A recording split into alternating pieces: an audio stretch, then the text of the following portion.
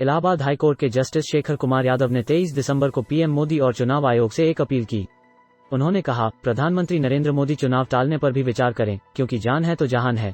उनकी इस अपील ने 7 महीने पहले मद्रास हाईकोर्ट के उस बयान की याद दिला दी, जिसमें कोर्ट ने कहा था, कोरोना फैलाने के लिए इलेक्शन कमीशन के अधिकारियों पर मर्डर केस भी दर्ज किया जाए तो कम है। हाईकोर्ट के इन दोनों बयानों में एक फर्क और एक समानता है। फर्क ये है कि इलाहाबाद हाईकोर्ट का बयान 5 राज्यों के चुनाव से पहले आया है और मद्रास हाईकोर्ट का चुनाव के बाद आया था।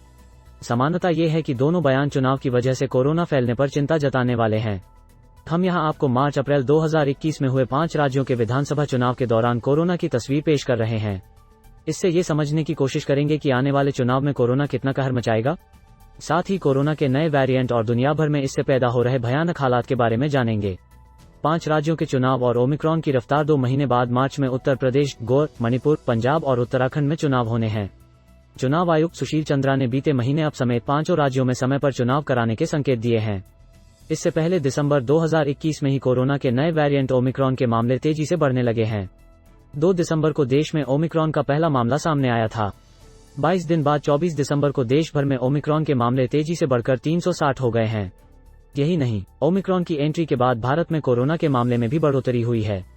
भारत में 24 दिसंबर तक कोरोना संक्रमण के कुल मामले 3.42 करोड़ सामने आ चुके हैं।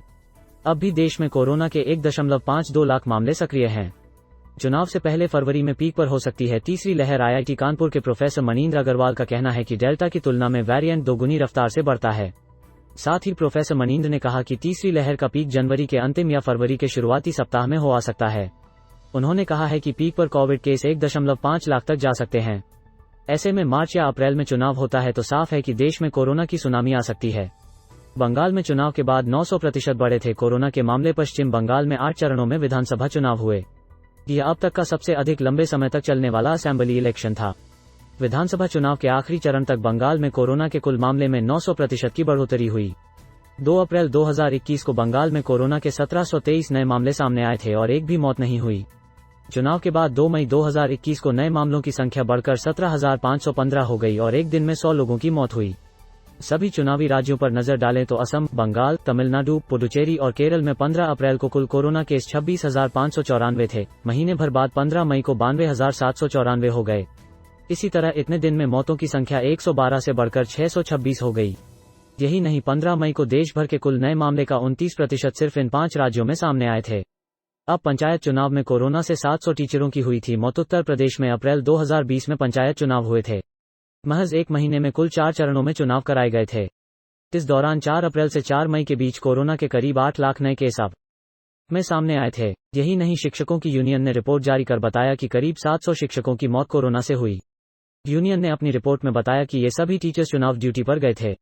चुनाव रिजल्ट आने के बाद 99 ऐसे प्रधान उम्मीदवारों की लिस्ट जारी की गई जिनकी मौत इस एक महीने में हुई। ऐसे में पंचायत चुनाव के बाद की भयावह स्थिति राज्य में न बने, इसके लिए ओमिक्रॉन को रोकना बेहद जरूरी है।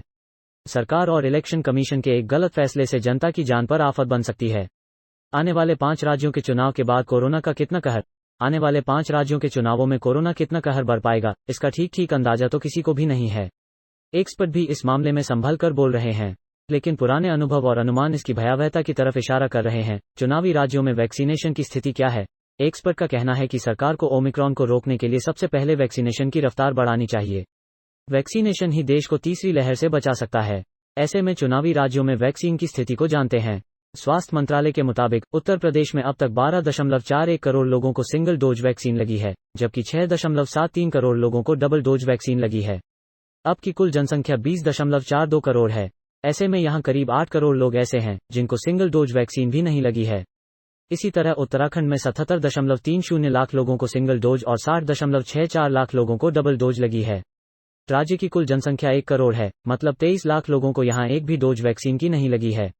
अब तक मणिपुर में 14 लाख लोगों को वैक्सीन की एक भी डोज नहीं लगी है। इसी तरह चुनावी राज्य पंजाब में 31 लाख और गोवा में करीब 6 लाख लोगों को अब तक वैक्सीन की सिंगल डोज भी नहीं दी गई है।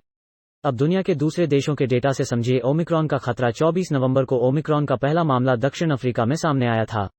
एक महीने बाद 24 दिसंबर को दक्षिण अफ्रीका में ओमिक्रॉन मामले बढ़कर 1600 से ज्यादा हो गए हैं। इस दौरान यहां सिर्फ कोरोना के मामले ही नहीं बल्कि ओमिक्रॉन मामले भी 5 गुना तेजी से बढ़ रहे हैं। दक्षिण अफ्रीका में ओमिक्रॉन के चलते कोरोना की चौथी लहर शुरू हो चुकी है। 24 दिसंबर तक यूके में ओमिक्रॉन के सबसे अधिक 90,000 से ज्यादा मामले मिले हैं। दूसरे नंबर पर डेनमार्क है, जहां 30,000 से ज्यादा ओमिक्रॉन के मामले मिले हैं। गुरुवार को यूके में कोरोना के 1 लाख से ज्यादा नए मामले सामने आए। यहां ओमिक्रॉन से एक की मौत ने दुनिया भर में रेड अलर्ट जारी कर दी है।